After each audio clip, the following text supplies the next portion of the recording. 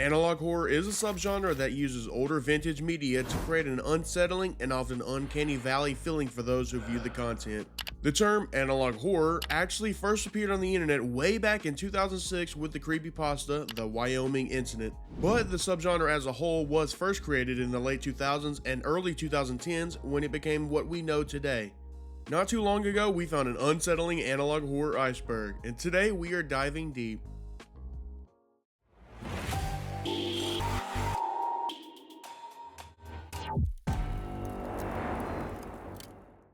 Welcome back, I'm Sippin Ice, and just a few things before we see how dark this subgenre can be.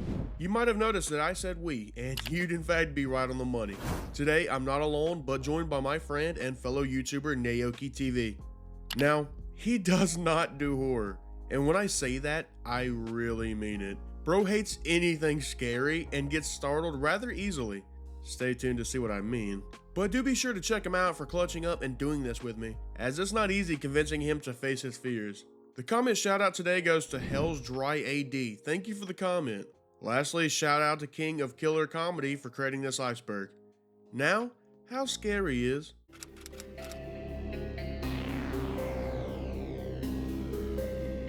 Okay, so I won't lie to you, I immediately chose this entry as there's just something special about the name that caught my attention. Uploaded almost 5 years ago in July of 2020, Heck was uploaded by a channel titled Bite-Sized Nightmares. Upon further investigation, I came to the realization that the name Heck actually holds a much deeper meaning. Stay with me here. Heck follows the POV of a child wandering around their home in an eerie and unsettling atmosphere, searching for their mother over the course of multiple nights. Or as the video likes to call it, sleeps. Oh shit. I love how they word that, 2 sleeps. The tension builds up until we see it all culminate in the discovery of a person no longer with us. That's when all is revealed. The deeper meaning. The boy says, "Mommy, I think we are in hell." Yeah, creepy, I know. Heck doesn't mean like, "Oh shucks, oh heck," like I originally assumed, but it means hell. Stick with me on this, but heck is a child-friendly way of saying hell. Kind of like the whole HE double hockey stick situation. Is it HE double hockey sticks? Heck is a really well done analog horror short in a similar vein of Skinamarink. This gotta be the people that made Skinamarink, dude, got to. But yeah, I mean, Heck is one that actually got under my skin a little bit. Yeah, I don't like this. I don't like this already. If you have yet to check out Heck, be sure to give it a full try, especially if you are someone that actually enjoyed Skinamarink, as it's just kind of like the short version of that movie in a way.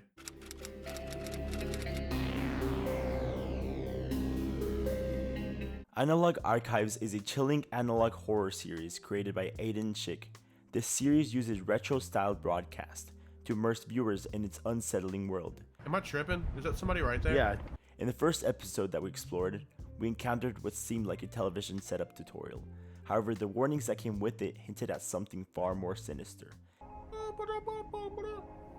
Yeah. A message like watching the television during an interruption can cause headaches and seizures might seem like a standard safety notice, but in the world of Analog Archives, it's a subtle yet effective tool for unique horror world building. Up next, I have an entry that is pretty popular. That is, if you follow the true crime genre. Up next is...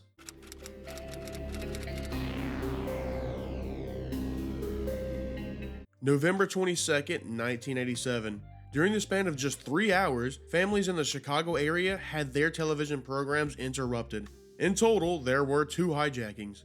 The first incident occurred on WGN-TV Channel 9 during the 9 p.m. news, while the second incident occurred on WTTW Channel 11 during a broadcast of Doctor Who. The man in the video is wearing a Max Headroom mask and costume as he mutters things, where he ends the hijacking by, being spanked.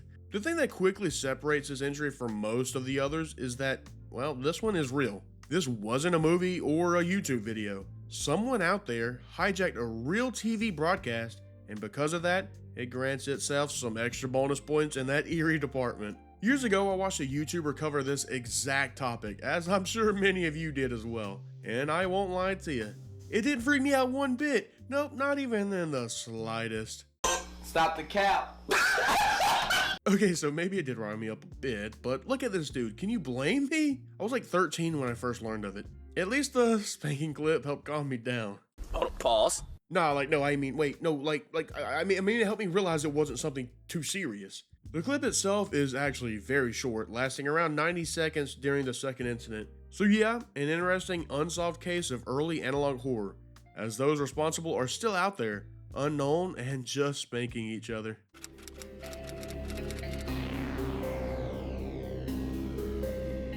Candled Cove is a horror creepypasta story written by Chris Straub, known for producing analog horror content, and he too is behind the infamous Local 58 story. Candle Cove is originated as a story where a group of people try recalling an old show that aired in the 70s about pirates. Sci-Fi decides to pick the story up and produces a short story around the infamous creepypasta. Before we continue, if you're finding yourself enjoying the video, be sure to follow me on all my socials. All will be linked down below. But let me stop, as a certain former sheriff would like to have a word with you. Hello, everybody. This is a message from Sippin and me, Dewey. Please subscribe, like, etc., share with your friends, and enjoy all the incredible horror movie content. My friend Ty's channel. Thank you. The one coming up is one that you might have heard about before. It's another one based here on YouTube. Let's talk.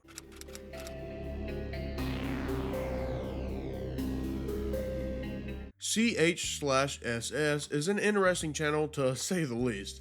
It was created back in 2013, over 10 years ago now.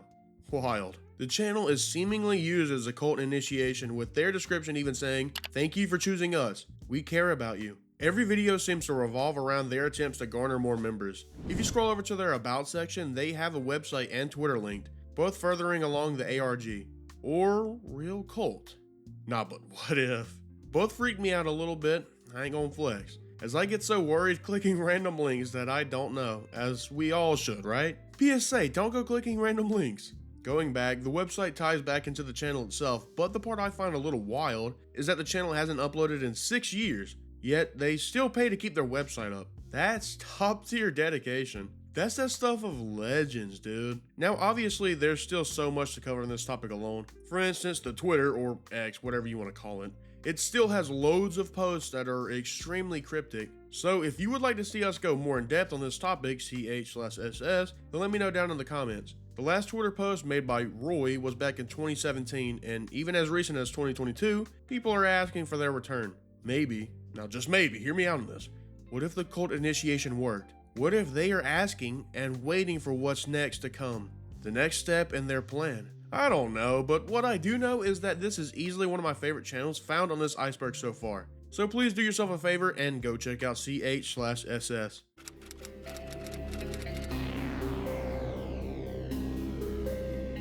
Frag 2's Backrooms is a series of videos on YouTube made by Frag 2. It is a series of short films and clips of different locations throughout the Backrooms. Oh, it's called Entity Traps. I'm guessing they're trying to trap something. Filled with unnerving hallways and endless rooms. This series is based on the infamous Backrooms. My last entry for today's video is a wild one. Yes, that does mean there's options we haven't tackled, but if you found yourself enjoying this video, then hit that like button and leave a comment on if you would like us to investigate the remaining options or even a deeper dive into any that we have covered thus far. But as for now, my last entry is covering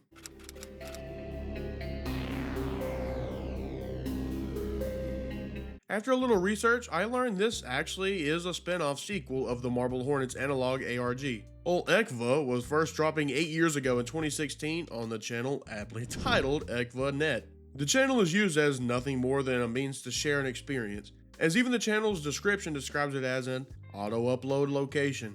I'll explain that more in a second. ECKVA itself isn't the protagonist, but in reality a tool used by the antagonist, the broadcaster, in order to torment those who listen in to the old abandoned station's recently awoken broadcasts. One of those unfortunate enough to come across the strange broadcast is our protagonist.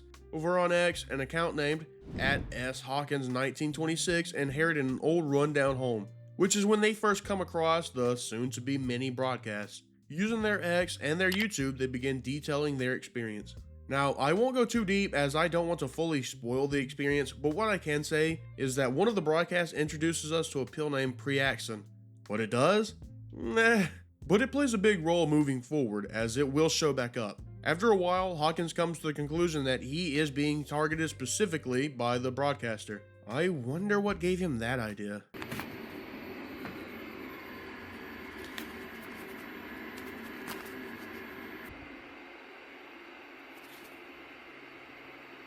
Oh, well, yeah, that'll do it. ECKVA gets much deeper than that, crossing multiple forms of media. So if you haven't, make sure to spend some time checking it out and learn the story that unfolds.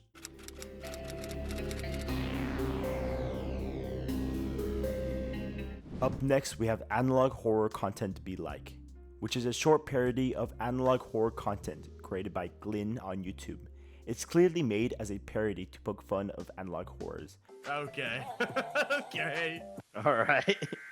With its traditional TV static effects, a warning message, and a distorted face at the end that we see in almost every single analog horror. It's not supposed to take itself seriously. Oh no. Hello. Oh my god, that Squid Game. And as a parody, we loved it a lot. Oh Jesus. That was great. I love that. What an entry to end this tier off with. Analog horror really do be like that. Did you enjoy tier 2? I do believe there was a nice step towards more obscure and even more horror. So the Iceberg is seemingly doing its job. My personal favorite of the episode has to go to ECKVA. I love the style it goes for, as well as the creator involving their X account. That's what I'm talking about! That's why he's the MVP! That's why he's the GOAT! The GOAT! It adds an additional layer, allowing you to feel more immersed in the story. But that's me. What do you think? Be sure to let me know down below. I appreciate you and your time, and if you want to see tier 1, then click here. Stay chill, and I will see you next time.